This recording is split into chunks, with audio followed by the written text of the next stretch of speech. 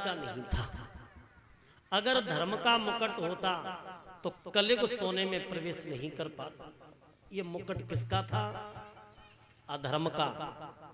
जब भीम ने जरासंध को मारा था तो जरासंध जो मगध का राजा था उसी का ये सोने का मुकुट ला करके हस्तिनापुर में रख दिया था और बाई में कलयुग प्रवेश हो गया था।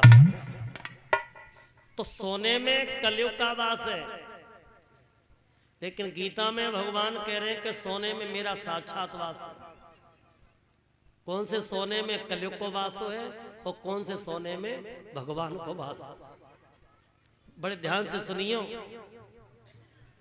चोरी डकैती बेईमानी करके सोना बनवा रहे हो तो उसमें किसका वास है? कलयुग महाराज।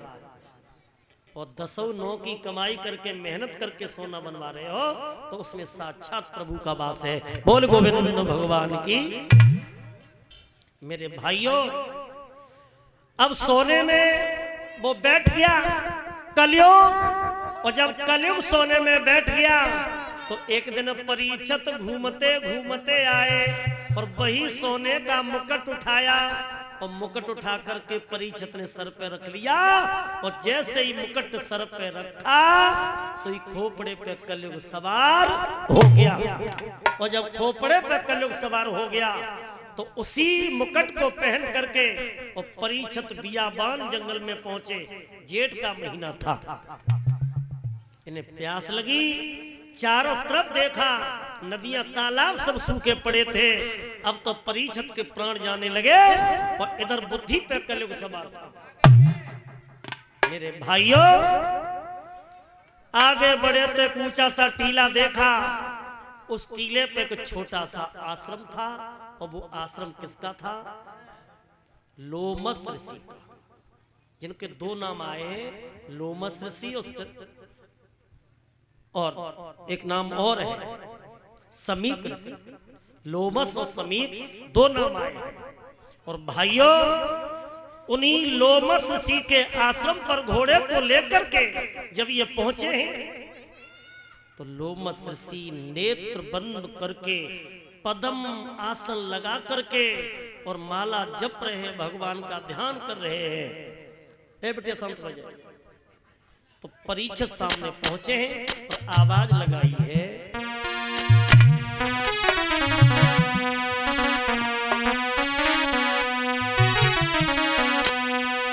अरे तनिक तनिक अखियां खोलो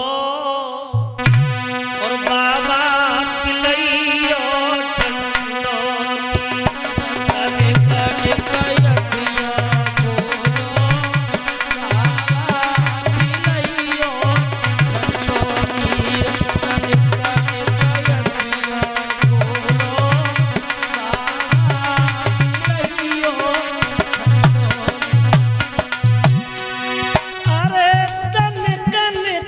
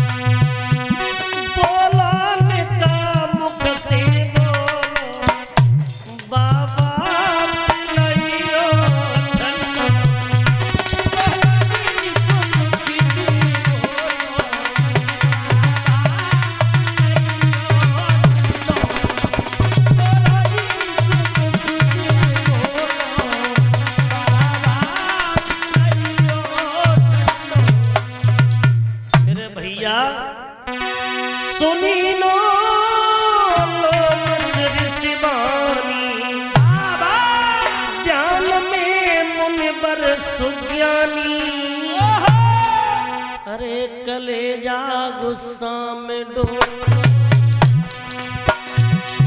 कलेजा गुस्सा में डोलो,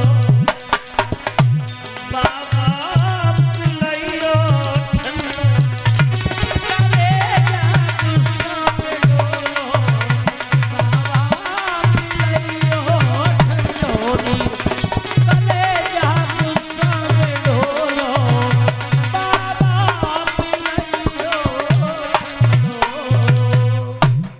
लोमस ऋषि के सामने जाकर के हाथ जोड़ के कहा कि स्वामी जी हमें प्यास लगी है, प्राण जा रहे हैं, पानी पिला दो। लेकिन वो महात्मा भगवान के भजन में लीन थे, तो महात्मा ने हाना का कोई जवाब नहीं दिया। सोई राजा परीक्षित को क्रोध आ गया, माया पाए किने मदनाई, क्रोध आ गया और सोचने लगे ये महात्मा नहीं है, ये तो ढोंगी है, ढोंगी है। और भक्तों वहीं पर एक मरा हुआ सर्प पड़ा था और बेई मरा हुआ सर्प तलवार से उठा करके और लोमस ऋषि की गर्दन में डाल दिया। और सर्प डाल करके राजा परीक्षित वहां से चले और हस्तिनापुर में आए हैं। और जैसे ही मुकुट उतारा सही बुद्धि ठिकाने आ गई, क्योंकि मुकुट में कलयुग का वास था, कलयुग खोपड़ी पे बैठा था। तो राजा पछताने लगे और सोचने लगे कि एक संत का अपमान मैंने कर दिया, अब संत की आत्मा मुझे कभी माफ नहीं कर सकती। और उधर मेरी माता बहनों गर्दन में सर्प पड़ा है, वो भजन कर रहे हैं। तो गांव के छोटे छोटे बच्चों ने जाकर के उन्हीं लोमस ऋषि के पुत्र थे श्रृंगी, उन्हें जाकर के बताया कि तुम्हारे पिता के गले में राजा परीक्षित मरा हुआ सर्प डाल के गए हैं।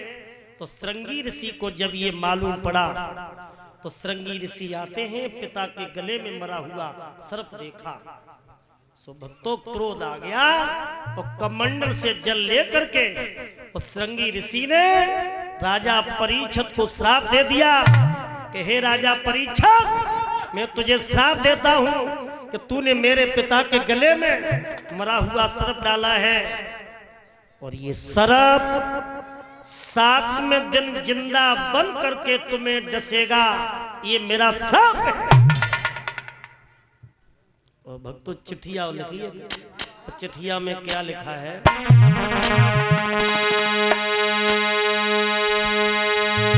ओ धन के मत वाले राजा, माया मत के दीवाने, मेरे हाथन से मौत तेरी लिख दई भी सुविधा पाने।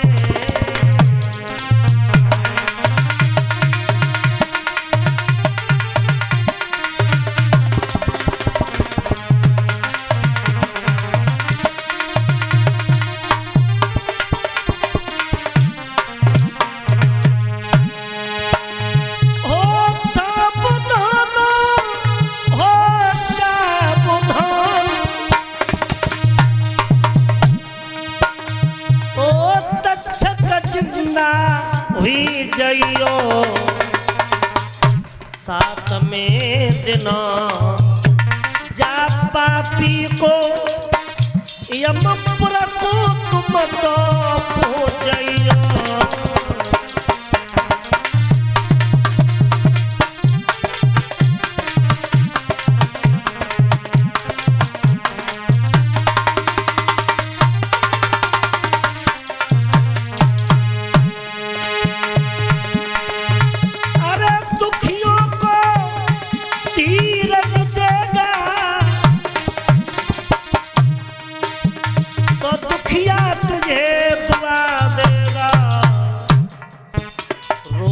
को देखी हंसेगा तू, तुझको भी कोई रुला देगा।